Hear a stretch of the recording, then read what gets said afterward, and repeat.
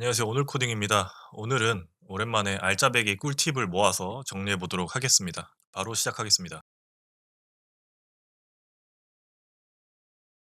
우리가 스크립트를 하나 생성하게 되면 이처럼 스타트와 업데이트, 유니티 생명주기 함수가 존재한 상태로 스크립트가 만들어집니다. 유니티를 어느 정도 학습하신 분들이라면 이렇게 업데이트문을 최대한 없애는 방식으로 코딩을 하게 되실 텐데, 그때마다 스크립트를 생성하고 이 생명주기 함수들을 지워주는 게 꽤나 귀찮은 작업이 될 수 있습니다. 그래서 애초부터 스크립트를 만들더라도 이런 생명주기 함수가 아예 없도록 기본 세팅을 변경할 수 있습니다. 파일 탐색기를 열어서 다음과 같은 경로로 들어오신다면 현재 컴퓨터에 깔려있는 유니티 버전들을 전부 확인할 수 있습니다. 이제 변경하고자 하는 유니티 버전으로 들어가 주시고요. 에디터 폴더에 데이터, 리소스에 스크립트 템플레이츠가 있습니다. 그래서 첫 번째 메모장이 우리가 스크립트를 생성했을 때 기본적으로 설정되는 내용이 적혀 있습니다. 열어보면 이렇게 스타트와 업데이트가 적혀 있는 걸 볼 수 있죠. 이 메모장의 내용을 변경을 하면 이 메모장의 내용대로 스크립트가 생성됩니다. 찾기에서 메모장을 검색해 주시고 우클릭하고 관리자 권한으로 실행을 해주시면 됩니다. 메모장이 열리게 되면 열기를 눌러서 스크립트를 열어주고요. 내용을 수정한 다음에 저장을 해주시면 됩니다. 그럼 이제 내용이 변경이 되었고, 이제 스크립트를 새로 만들게 되면 이렇게 아무것도 적혀있지 않은 비어있는 스크립트로 생성되게 됩니다. 이제 훨씬 더 편리해지겠죠. 마찬가지로 이제 아까 그 메모장을 통해서 본인이 미리 적어놓고 싶은 내용들을 적어놓을 수도 있을 겁니다. 유니티를 다루다 보면 계층 구조가 복잡해질 때가 있습니다. 그 예시로 3D 모델을 가져왔는데 3D 모델도 구조가 복잡하죠.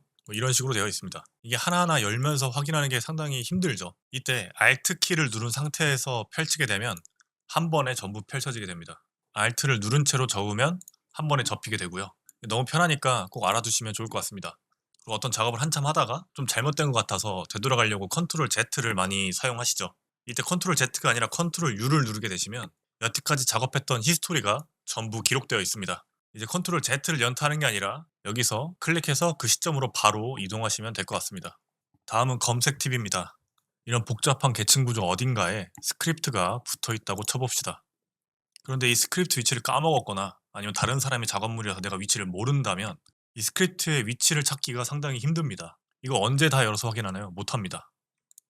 이럴 때 검색 기능을 활용하시면 됩니다. 지금 찾으려는 게 테스트 스크립트를 찾으려고 하는 거니까 검색창에서 검색 필터 타입을 걸어주고 테스트라고 검색하게 되면 이 테스트라는 컴포넌트가 붙어있는 오브젝트를 검색해 줍니다. 이렇게 손쉽게 찾을 수 있습니다. 사실 유니티 도큐먼트를 확인해 보면 훨씬 더 많은 검색 필터 기능을 제공하고 있습니다. 태그나 레이어, 사이즈, 심지어 종속성 여부까지 검색이 가능합니다. 그래서 이런 필터를 활용하면 조금 더 원활하게 검색이 가능하고요. 사실 이런 필터 기능을 모른다 하더라도 하이라키의 검색창 옆에 존재하는 이 버튼을 눌러보시면 이렇게 검색창이 나타나게 됩니다. 여기서 탭을 눌러서 프로젝트 하이라키 메뉴 세팅 범위를 설정해서 검색을 할 수 있고요. 마찬가지로 이렇게 필터를 걸어서 검색을 할 수도 있습니다. 그리고 잡다한 팁도 조금 알려드리자면 많은 분들 알고 계시겠지만 이 인스펙터 창은 여러 개를 띄울 수 있습니다. 아무 곳에서나 이 점 3개를 누르시고 Add 탭에서 인스펙터를 누르게 되면 인스펙터 창이 하나 더 열립니다. 여기서 또 Add 탭을 눌러서 인스펙터를 누르게 되면 하나가 더 열리고요. 이 Add 탭에 존재하는 항목들은 창을 여러 개 띄울 수 있다는 점이죠.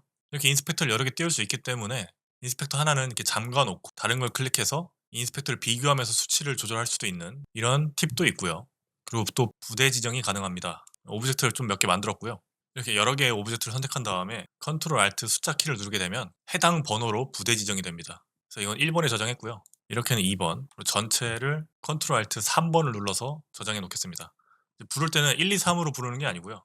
컨트롤 시프트를 누른 상태에서 저장해 놨던 숫자를 누르게 되면 해당 묶음대로 불러와지게 됩니다. 다음은 프리팹 꿀팁입니다. 설명을 위해서 프리팹을 하나 만들겠습니다. 그리고 이렇게 끌어서 프리팹으로 만들어주면 되겠죠. 이 오리진에서 큐브를 하나 만들고 크기를 적절하게 조절해서 파일같이 만들어 주겠습니다. 그럼 이걸 다시 프로젝트 패널에 드래그해서 넣게 되면 이런 창이 뜹니다. 첫 번째 걸 선택하게 되면 이 형태 그대로 또 다른 새로운 프리팹이 되는 거고요. 이게 아니라 프리팹 베리언트를 선택하시면 됩니다. 이렇게 아이콘이 조금 다르게 만들어집니다. 하이라키 패널에 있는 거 지워주고 다시 오리진 프리팹을 불러와서 이번에는 큐브를 하나 만들고 머리 위에 이렇게 모자처럼 올려놓겠습니다. 이 친구도 다시 프리팹 베리언트로 만들어줍니다. 이 베리언트들이 두 개가 만들어졌습니다. 이 베리언트의 특징은 이 원본 프리팹에서 변경사항이 발생한다면 이렇게 눈을 만들어줬습니다. 이렇게 저장을 할 경우 이 베리언트들은 원본 프리팹의 변경사항을 그대로 적용받습니다. 그렇기 때문에 객체별로 특징을 나누면서 공통 부분은 동시에 적용하고 싶을 경우에 이렇게 프리팹 베리언트를 사용하시면 너무 편리해지겠죠. 왜냐하면 오리지널 프리팹에 머터리얼을 넣게 되는 순간 모든 베리언트들에 동시에 적용되는 것처럼 관리가 굉장히 편리해집니다. 이 프리팹 베리언트를 아직 안 써보셨다면 적극적으로 추천드립니다. 작업 시간이 굉장히 많이 단축될 수 있습니다. 마치 스크립트의 상속과 비슷하다고 생각하시면 될 것 같습니다. 이런 기능이 프리팹에만 존재하는 건 아니고 애니메이터에도 존재하고 있습니다. 일단 애니메이터를 하나 만들어 보겠습니다. 애니메이터 컨트롤러를 만들어 주고요.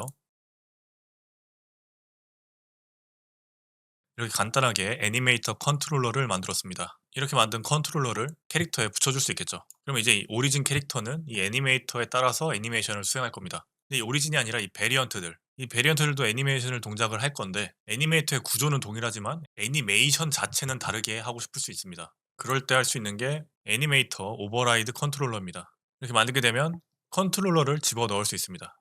그래서 기존에 만들어 놓은 컨트롤러를 이렇게 넣게 되면 오리지널에서 사용했던 애니메이션을 어떤 걸로 대체하고 싶을지를 직접 하나하나 세팅할 수 있습니다. 그럼 정말 간편하게 이 노드 구조를 유지하면서 애니메이션의 종류만 갈아치울 수 있는 거죠. 그래서 이렇게 바꿔주게 되면 구조는 동일하고 애니메이션의 처리 로직도 동일하면서 움직이는 애니메이션만 서로 다르게 세팅할 수 있습니다. 오늘 이렇게 생각나는 간단한 꿀팁들 몇 개 정리해서 말씀을 드렸는데요. 또 이런 팁이 많이 모이게 되면 또 다른 영상으로 모아서 업로드하도록 하겠습니다. 시청해주셔서 감사합니다.